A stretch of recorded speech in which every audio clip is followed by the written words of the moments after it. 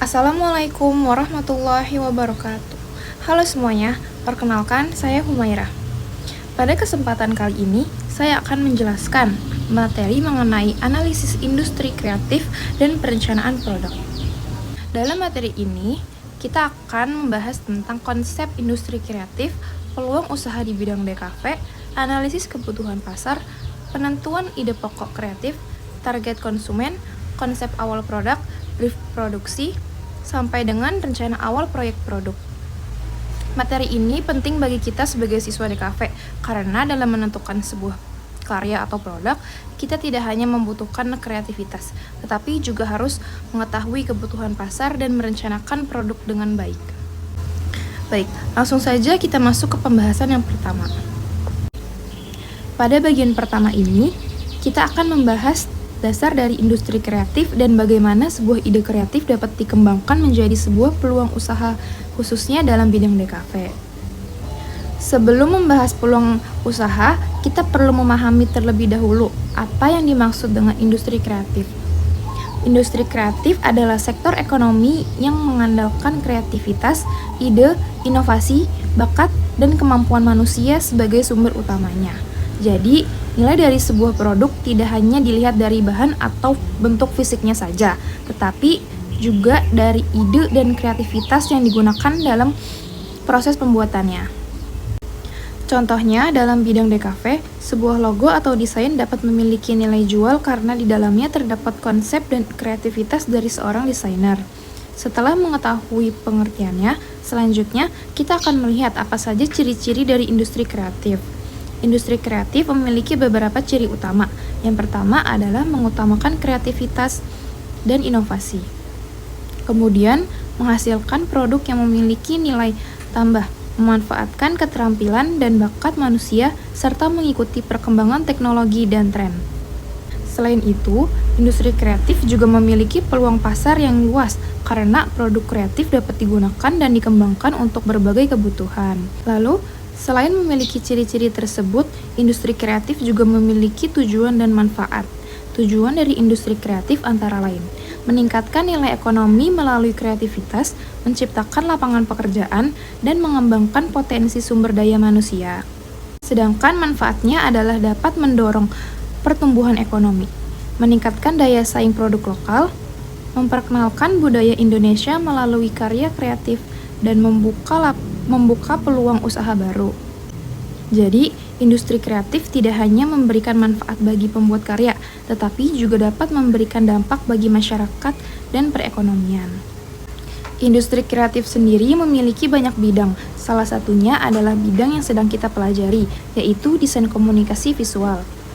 Industri kreatif terdiri dari berbagai bidang, seperti desain komunikasi visual atau DKV, desain produk, fashion, film, animasi dan video, fotografi, musik, kuliner, arsitektur, kriya, serta pengembangan aplikasi dan game. Dari berbagai bidang tersebut, DKV menjadi salah satu bidang yang berperan dan dalam menyampaikan informasi dan membangun komunikasi melalui visual. Lalu, bagaimana sebenarnya peran industri kreatif dalam bidang DKV? Dalam bidang DKV, industri kreatif dapat digunakan untuk membuat identitas seperti logo dan branding, membuat media promosi seperti poster, brosur, dan banner, serta membuat konten digital untuk media sosial. Selain itu, DKV juga berperan dalam membuat desain kemasan produk. Dengan komunikasi visual yang efektif, sebuah produk dapat dilihat lebih menarik dan nilai jualnya juga dapat meningkat. Setelah memahami peran DKV dalam industri kreatif, selanjutnya kita akan membahas peluang usaha yang dapat dilakukan di bidang DKV. Peluang usaha di bidang DKV adalah kesempatan untuk memperoleh keuntungan melalui jasa atau produk yang memanfaatkan kemampuan desain dan komunikasi visual. Seiring berkembangnya teknologi digital, kebutuhan terhadap desain juga semakin meningkat. Hal tersebut membuat bidang DKV memiliki banyak peluang untuk dijadikan usaha. Dalam dunia usaha, DKV tentunya memiliki tujuan tertentu. Tujuan DKV dalam dunia usaha adalah menyampaikan informasi secara visual, membangun identitas suatu produk atau perusahaan, menarik perhatian konsumen, dan membantu meningkatkan penjualan produk. Jadi, desain bukan hanya dibuat supaya terlihat bagus, tetapi juga harus mampu menyampaikan pesan dan membantu sebuah produk dikenal oleh konsumennya. Karena memiliki fungsi tersebut, ada berbagai jenis usaha yang bisa dikembangkan dalam bidang DKV. Beberapa peluang usaha DKV antara lain: jasa, desain logo dan branding, desain poster, brosur dan banner, desain konten media sosial, ilustrasi digital, motion graphic, video editing, UI atau UX design, desain kemasan, fotografi, dan editing foto. Selain itu, seorang desainer juga dapat bekerja melalui percetakan, merchandise, maupun menjadi freelance desain grafis. Banyaknya peluang usaha tersebut tentunya dipengaruhi oleh beberapa faktor. Beberapa faktor yang mempengaruhi peluang usaha DKV adalah meningkatnya penggunaan internet dan media sosial, banyaknya UMKM yang membutuhkan jasa desain, kemajuan teknologi dan software desain, serta pengembangan tren pemasaran digital. Selain itu, kebutuhan terhadap promosi visual juga semakin tinggi di berbagai bidang. Hal ini membuat jasa desain semakin dibutuhkan. Namun, untuk menemukan peluang usaha yang tepat, kita tidak bisa hanya melihat tren. Kita juga perlu melakukan beberapa langkah untuk mengidentifikasinya.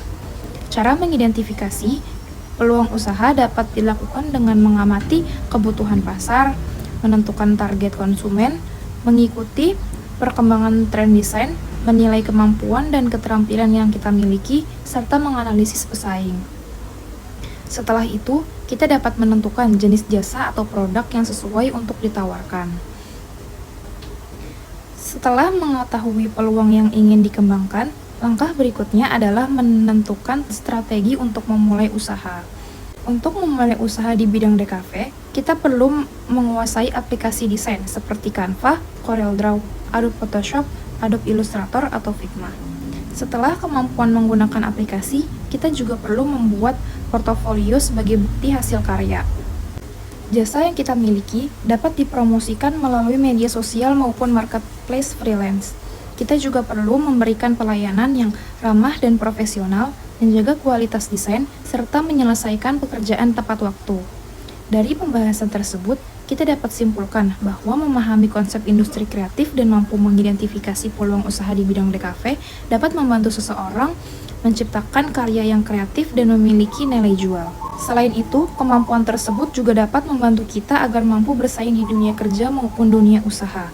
Setelah mengetahui peluang usaha dan pentingnya kreativitas, tentunya kita juga harus mengetahui apa yang sebenarnya dibutuhkan oleh pasar. Karena itu, selanjutnya kita akan membahas mengenai analisis kebutuhan pasar. Analisis kebutuhan pasar adalah proses untuk mengetahui apa yang dibutuhkan dan diinginkan oleh konsumen agar produk yang dibuat sesuai dengan target. Jadi, sebelum membuat sebuah produk, kita perlu mengetahui terlebih dahulu apakah produk tersebut memang dibutuhkan oleh konsumen. Dengan melakukan analisis kebutuhan pasar, tentunya ada beberapa tujuan yang ingin dicapai. Tujuan analisis kebutuhan pasar adalah untuk mengetahui kebutuhan konsumen, menentukan target pasar, mengurangi resiko produk tidak laku, dan membantu membuat produk yang tepat. Dengan begitu, kita tidak hanya membuat produk berdasarkan keinginan sendiri, tetapi berdasarkan kebutuhan konsumen. Lalu bagaimana cara kita mendapatkan informasi mengenai kebutuhan pasar tersebut? Untuk mengetahui kebutuhan pasar, kita dapat mengamati tren yang sedang populer, melakukan survei atau mewawancarai, mengamati produk pesaing, dan mendengarkan masukan dari konsumen. Cara-cara tersebut dapat membantu kita mendapatkan informasi yang lebih jelas mengenai apa yang sedang dibutuhkan dan diminati oleh pasar. Jika analisis dilakukan dengan baik, tentunya akan ada hasil yang bisa kita gunakan dalam membuat produk. Hasil dari analisis kebutuhan pasar adalah produk yang dibuat menjadi lebih sesuai dengan kebutuhan pasar dan memiliki peluang yang lebih besar untuk berhasil. Jadi, analisis pasar dapat membantu kita mengambil keputusan sebelum produk benar-benar dibuat. Setelah mengetahui kebutuhan pasar, langkah berikutnya adalah menentukan ide pokok kreatif yang akan dijadikan dasar dalam pembuatan produk. Ide produk kreatif adalah gagasan untuk membuat produk yang memiliki nilai, manfaat, dan daya tarik bagi konsumen. Jadi sebuah ide produk tidak hanya harus unik tetapi juga harus memiliki manfaat dan mampu menjawab kebutuhan konsumen. Untuk mendapatkan ide tersebut, kita bisa mengambil inspirasi dari beberapa sumber. Ide produk kreatif dapat berasal dari masalah yang dialami masyarakat, hobi atau minat, tren di sosial media, maupun inovasi dari produk yang sudah ada. Artinya, kita tidak selalu harus menciptakan sesuatu yang benar-benar baru. Kita bisa mengembangkan produk yang sudah ada menjadi sesuatu yang lebih menarik atau yang lebih berfungsi. Setelah mendapatkan sumber inspirasi, selanjutnya kita perlu menentukan bagaimana ide tersebut dapat dikembangkan menjadi sebuah produk. Cara menentukan ide dapat dimulai dengan menentukan masalah yang ingin diselesaikan, kemudian mencari solusi yang kreatif.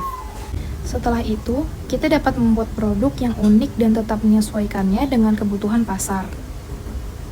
Jadi, ide yang baik adalah ide yang tidak hanya menarik, tetapi juga memiliki tujuan dan manfaat yang jelas. Lalu, sebuah ide produk yang baik tentunya memiliki beberapa ciri. Ciri produk kreatif yang baik adalah bermanfaat, unik, dan menarik, memiliki nilai jual, serta mudah dipasarkan.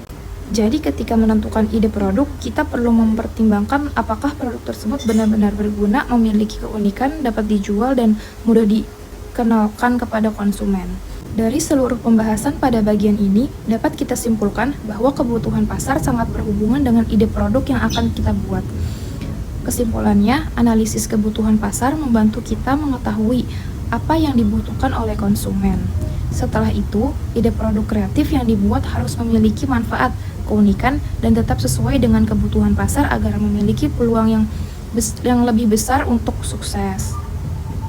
Nah, sampai di sini kita sudah membahas dasar-dasar industri kreatif, peluang usaha DKV, analisis kebutuhan pasar, dan bagaimana menentukan ide pokok kreatif.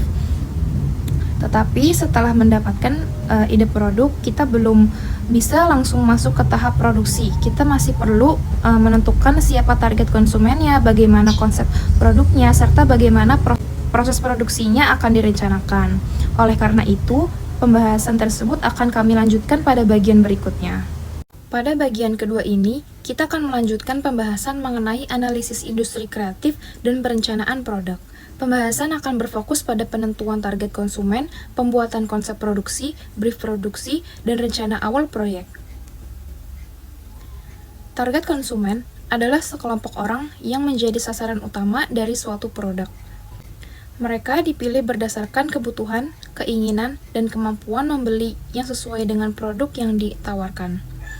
Dalam industri kreatif, target konsumen menjadi dasar dalam membuat produk.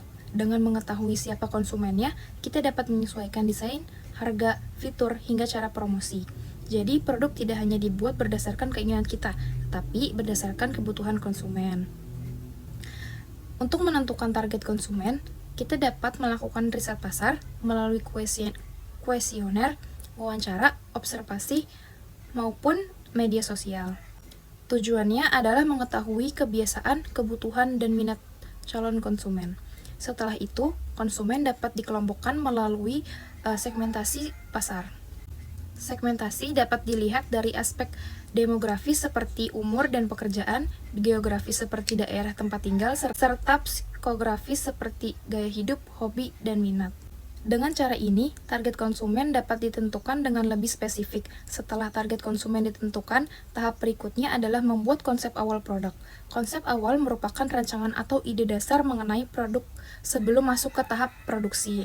Konsep ini berfungsi sebagai pedoman agar produk yang dibuat memiliki arah yang jelas dan sesuai dengan kebutuhan konsumen. Dalam membuat konsep, kita perlu menentukan masalah yang ingin diselesaikan, tujuan produk, desain, fungsi, serta keunggulan yang membedakannya dari produk lainnya. Dalam konsep produk, desain perlu disesuaikan dengan karakter target konsumen. Hal yang perlu diperhatikan antara lain bentuk, ukuran, warna, material, dan model. Selain desain, kita juga perlu menentukan harga dengan mempertimbangkan biaya produksi, harga pesaing, dan daya beli konsumen. Kemudian, produk perlu dipasarkan melalui strategi yang sesuai, misalnya melalui Instagram, TikTok, Marketplace, bazar, atau pameran. Setelah konsep produk ditentukan, kita membutuhkan brief produksi. Brief produksi adalah dokumen yang berisi informasi penting mengenai produk yang akan dibuat dan berfungsi sebagai pedoman selama proses produksi. Brief membantu seluruh anggota tim memiliki pemahaman dan tujuan yang sama. Dengan adanya brief, kesalahan komunikasi, perubahan konsep, pemborosan biaya, dan keterlambatan pekerjaan dapat dikurangi. Beberapa komponen penting dalam brief produksi yaitu nama proyek, latar belakang, tujuan produksi, target konsumen, konsep produk, spesifikasi, dan anggaran. Konsep menjelaskan ide utama dan karakter visual produk, sedangkan spesifikasi menjelaskan detail seperti ukuran, bahan, dan warna. Anggaran digunakan memperkirakan biaya yang dibuat selama proses produksi. Dengan komponen tersebut, proses produksi dapat direncanakan dengan lebih jelas. Selain konsep dan anggaran, brief produksi juga perlu mencantumkan jadwal, pembagian tugas, dan indikator keberhasilan. Jadwal mengatur setiap tahap pekerjaan, mulai dari riset, desain, revisi, produksi, hingga finishing. Bagian tugas menentukan tanggung jawab setiap anggota tim, sedangkan indikator keberhasilan digunakan untuk mengetahui apakah proyek sudah mencapai target, misalnya produk selesai tepat waktu, sesuai konsep, tidak melebihi anggaran, dan memenuhi kebutuhan konsumen. Selain brief produksi, kita juga membutuhkan rencana awal proyek. Rencana awal proyek adalah tahapan perencanaan sebelum proses produksi dimulai. Tujuannya adalah menentukan arah proyek, mengatur waktu dan biaya, mengoptimalkan sumber daya, serta mengurangi resiko kesalahan selama produksi. Dengan perencanaan yang baik, setiap anggota tim dapat mengetahui apa yang harus dilakukan dan bagaimana proyek akan dijalankan. Dalam membuat rencana awal proyek, tahap pertama adalah mengidentifikasi masalah atau kebutuhan, kemudian menentukan ide produk, melakukan analisis pasar, melakukan tujuan proyek, dan membuat konsep produk. Setelah itu, kita menyiapkan sumber daya yang dibutuhkan, seperti tenaga kerja, alat, bahan, dan tempat produksi. Seluruh tahapan tersebut harus disesuaikan dengan target dan kebutuhan produk. Seluruh tahapan tersebut harus disesuaikan dengan target dan kebutuhan produk. Selanjutnya, kita perlu menentukan jadwal dan anggaran proyek. Jadwal mencakup proses perencanaan, desain, produksi, finishing, dan evaluasi. Sedangkan anggaran mencakup biaya bahan baku, peralatan, dan tenaga kerja. Selain itu, kita juga perlu mempertimbangkan resiko yang mungkin terjadi. Contohnya, jika bahan terlambat datang, kita dapat menyiapkan supplier cadangan atau menyediakan waktu tambahan. Setelah proyek selesai, dilakukan evaluasi untuk mengetahui apakah proses dan hasil produk sudah sesuai dengan rencana. Evaluasi dapat digunakan untuk mengetahui kekurangan, kesalahan, maupun bagian yang masih perlu diperbaiki. Dengan evaluasi, kita dapat mengetahui apakah produk sudah memenuhi tujuan, sesuai dengan kebutuhan konsumen, dan dapat dikembangkan menjadi lebih baik. Dari keseluruhan materi, dapat disimpulkan bahwa dalam industri kreatif, khususnya DKV, membuat produk tidak hanya membutuhkan kreativitas. Kita juga perlu memahami target konsumen, melakukan riset pasar, menentukan konsep produk, menyusun brief produksi, serta membuat rencana proyek yang matang. Brief produksi menjadi pedoman selama proses produksi, sedangkan rencana awal proyek membantu mengatur waktu, biaya, sumber daya, tugas, dan risiko. Dengan perencanaan yang baik, proses produksi dapat berjalan lebih terarah dan menghasilkan produk yang sesuai dengan kebutuhan pasar. Jadi, sebuah produk kreatif yang baik bukan hanya memiliki desain yang menarik, tetapi juga dibuat berdasarkan kebutuhan konsumen dan melalui proses yang terencana, mulai dari menentukan target konsumen, membuat konsep, menyusun brief, produksi, hingga merencanakan proyek. Semuanya memiliki peran penting dalam menghasilkan produk yang sesuai dengan tujuan. Demikian penjelasan mengenai analisis industri kreatif dan perencanaan produk dari saya. Mohon maaf apabila masih terdapat kekurangan. Terima kasih atas perhatian teman-teman dan Bapak Ibu Guru. Saya ucapkan wassalamualaikum warahmatullahi wabarakatuh.